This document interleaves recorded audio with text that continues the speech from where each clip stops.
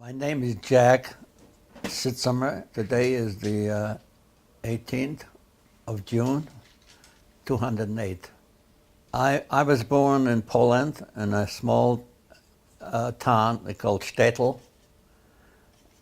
Population about 15,000. 10,000 were Catholic and 5,000 were Jews. We really did not get along with them.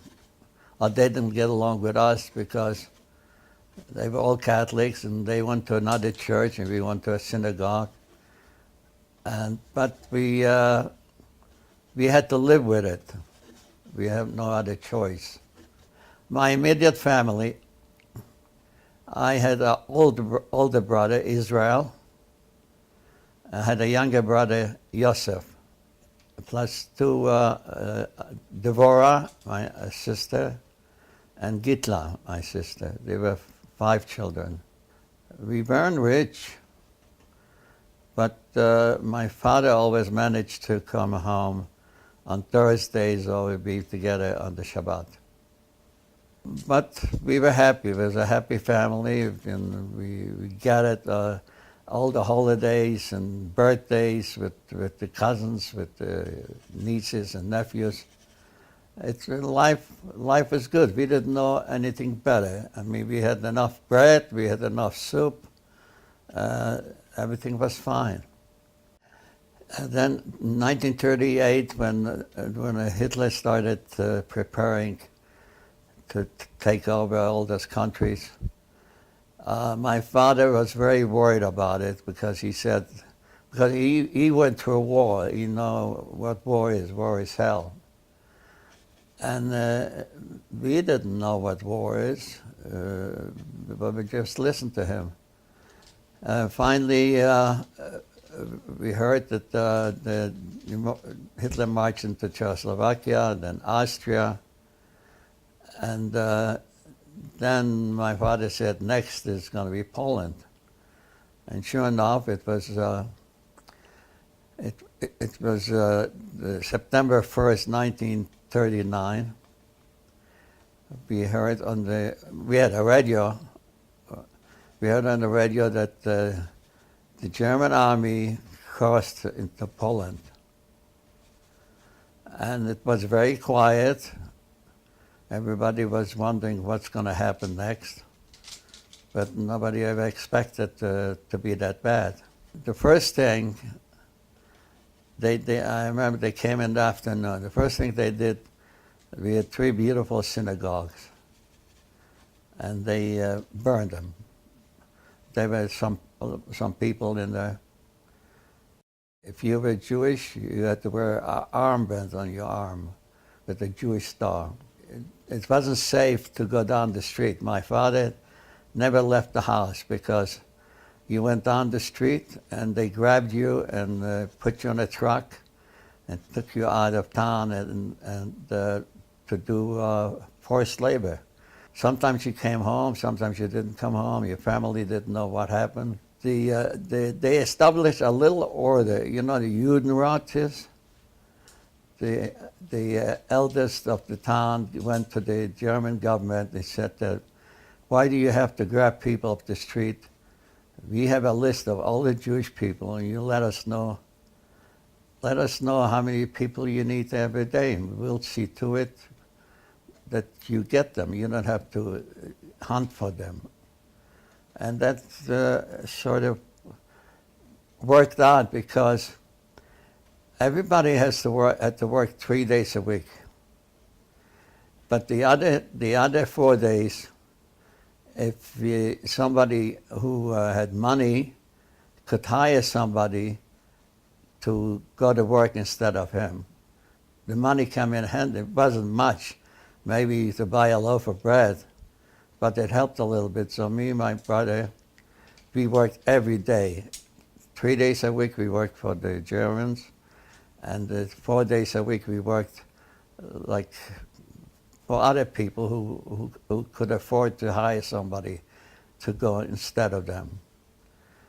There were all kind of rumors. My parents didn't talk to us. They never explained what's going to be and everything. But we heard from other kids that they're gonna build a ghetto, and we didn't know what a ghetto was. And then there were rumors that no, they're not gonna build a ghetto. They're gonna ship us out to an existing ghetto, to a large city, and that was the next rumor. And then there was a rumor they were asking for big money.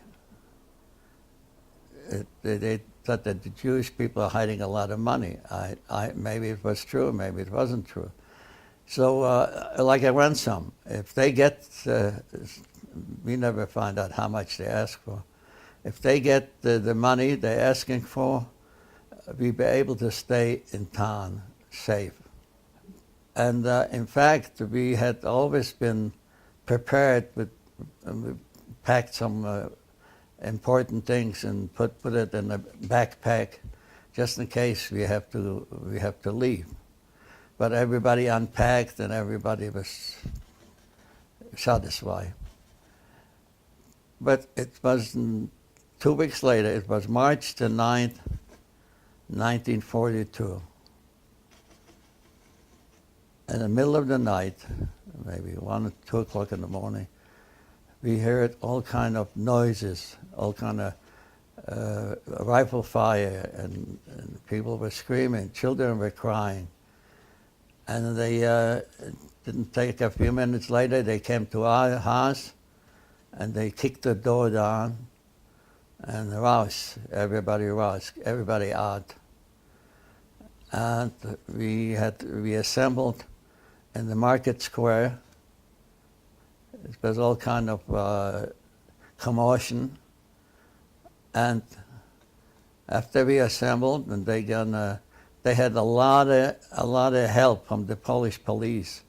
The Polish police showed them where the Jews live, where somebody's hiding, and they were satisfied that everybody is here, is assembled.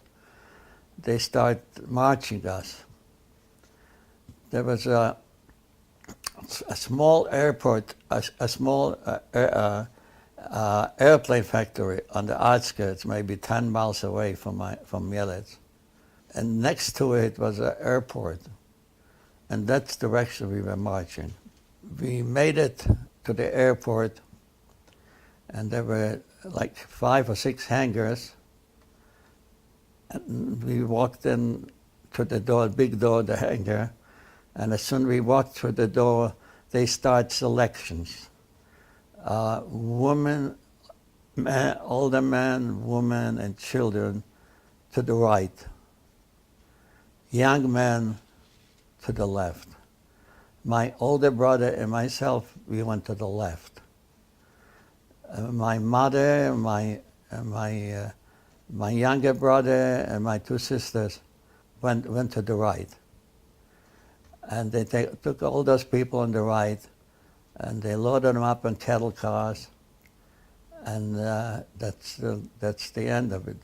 That's the last time I seen them. The people on the left were all to be like 16, 18, 20, up to 30 years old. I was separated from my older brother. My older brother went to a place called Pittsburgh, and I went to a place not far from the airplane factory. They had a little camp there. It wasn't much of a camp, it was like barbed wire around, and just two barracks, and that was our camp. At the beginning, we worked in the airplane factory. They didn't give us any training, and you made a mistake, you did something wrong. They accused you of sabotage if you did something wrong, but you didn't know what you're doing. I never know what a drill is. I never knew what a air hammer is. But once we got there, they start working, enlarging the camp, make it larger, put guard towers, and put a double electric fence. And when it was finished, up to then we just had the clothes we brought from home. But then they gave us striped uniforms. It became a concentration camp. When it became a concentration camp, they gave us striped uniforms with a number here and a red triangle, political, and a number above the knee. At the beginning, we worked 6 days a week, 10 hours a day. But when we come a concentration camp, they start bringing more people from all the surrounding area, from all those little towns. And we had to work 7 days a week, 12 hours a day. It was very tough because there were so many, the camp was built maybe to hold 500 people, and there were more than 2,500 people. Epidemic broke out, typhoid epidemic. There was no medicine, there was no doctor. Every morning, when we assembled in front of the barracks, they made announcements. Anybody who doesn't feel good, raise your hand and step out. And that was the end. We never seen the people again. This camp didn't have any crematorium. They didn't have any gas chamber. But what they did, they had a big, on the airport, behind one of the hangars, they had a big ditch, and that's where they dumped the people. They didn't even bother killing them, wasting a bullet. They just buried them alive. There were rumors that the Russians are coming close and we'd be liberated soon. And sometimes when the quiet night and the wind was blowing the right direction, we could hear those cannons. And then another sign was that the Russians are coming. The airport became a Luftwaffe base, Air Force base for the Germans. They loaded up the planes and the planes took off. And at the beginning, it took them maybe like an hour and a half to make the round trip. And then maybe a month later, it took them half of the time. So we know that we'd be liberated. We were accepted to be liberated by the Russians. But the day never came because they loaded us up on a train in like cattle cars, and they took us out of the Mielec. They took us to a place called Mielec. It's outside Krakow. And that's the biggest salt mine in the world. And there was different levels on the salt mine. And the lowest level was an airplane factory underground. They prepared for it because the bombs couldn't penetrate that deep. But the thing was, it was safe, but it was very, very, very damp in the salt mine. And the machines started getting rusty. They're blowing the fuses. It didn't work properly. So again, they loaded us. We were only there 2 months. They loaded us up on a train. We went to Auschwitz. When we got to Auschwitz, and they presented the manifest, how many people they have here, and what kind of trade, what we did.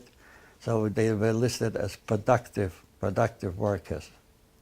While we were there, cramped in the cars, half of the people died because there was no room to move. As long as your knees held up, when your knees bent and you went down, you were trampled to death. And then we noticed that all those trains going in and out, trains full of people going in. 10 minutes, there was a train from Italy, and there was a train from Belgium.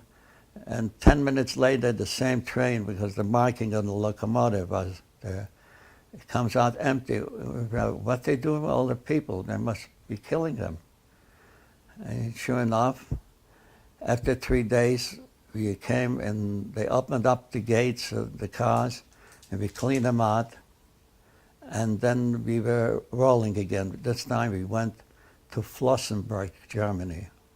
In Flossenburg, it was we had to go to the take the showers. We thought for sure that the gas will come out and we'd be finished, but water came out, so that was okay. We worked in the stone quarries in Flossenburg. It was very bad. We didn't have much clothes because it's right in the mountains, and at night it's freezing. During the daytime it's so hot. I was in Flossenburg about 6 weeks. I don't think I would have lasted very more days in Flossenburg. I was sent out to Leitmeritz in Czechoslovakia. And in Leitmeritz, we slept in the tunnels, we ate in the tunnels. Maybe I was there 5.5 months in Leitmeritz. Maybe I saw the daylight maybe a half a dozen times. When we got to Leitmeritz, there were 2,400 of us. 5.5 months when we left Leitmeritz, there were only 800. They divided the 800 to two groups. 400 went to Dachau, and 400 went to Mauthausen. I went to Mauthausen. The people who went to Dachau, most of them survived. I went to Mauthausen. I worked in the famous stone quarry in Mauthausen. In fact, I went back. They invited me 60 years after liberation to come back. And I worked the last time the 186 steps. That's where we had to carry stones from the quarry down deep in the ground up 186 steps. And trucks there was another group of people, load them up on trucks, and they used to sell, I guess, build $1 million homes with the best stones in the world. Lucky I was in Mauthausen 2 months. Then I was shipped out to a sub-camp of Mauthausen. There were three Gusen, called Gusen, G-U-S-E-N. Gusen 1, Gusen 2, Gusen 3. I went to Gusen 2. Finally, it was May the 4th, 1945. They shut the lights off at 10 o'clock. I went to sleep. The next morning, there was no reveille. And we could hear people going back and forth. I guess when you used to get up 5 o'clock in the morning everywhere, so you get up automatically. And everybody said, look out. The guard towers, there was no light. Usually it's real bright light. It had machine guns. The machine guns weren't there. The guards weren't there. Everybody was gone. During the night, they all took off. We were scared because we were always told we'll never be liberated alive. So we stayed in the barracks. But 10 o'clock, the jeep with the 4 American soldiers pulled in to the camp. And so we went out. We had courage to go out. And they told us that they were just a patrol. That they didn't know that there was a camp. So they promised us they're going to notify the American authority and that we need medical help, we need all kind of help. The next day, truckloads of Americans, and they brought us food. They didn't really. The soldiers gave us their own food, but the food didn't do us good because our stomachs weren't used to that kind of food. And a lot of people died after liberation. A lot of people died after liberation. So my buddy, I had a buddy who was from my hometown, the same age and went through the whole thing. decided, let's leave too. But most people couldn't walk, couldn't go anywhere. So we decided to go. We did not go to the main gate, like we could have gone out. The main gate was wide open, but we dug. There was no electricity in the fence anymore, so we dug underneath, like tunnel underneath the fence, and that's how we escaped. We didn't escape. We just couldn't believe it. We can walk out to that main gate alive. That's why we did it. We start walking, and every few seconds, we turned our heads in the back and see, where's the guard? There's nobody with a machine gun behind you. That was a funny thing to get used to it, but we got used to that. So it took us 3 days to get from Gusen to Linz. Linz was the big city. Actually, it takes only 20 minutes by car. We finally made it to Linz, and we see terrible things in Linz. All the sidewalks, all the roads, people in uniform, with numbers on it, dying in the streets, everywhere. It was no order or nothing. So we walked around the city of Linz. There suddenly, it was in the afternoon, 5 or 6 o'clock in the afternoon, and sirens came on. And we didn't know what to do. What do you do? Where do you go? What's the sirens mean? He didn't know anything what's going on. This lady, Austrian lady, opened the door and she said, "You better come in. It's a curfew. Nobody's allowed in the street."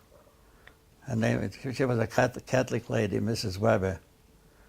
And that was a lifesaver. That was our luck, because you didn't know what would have happened to us.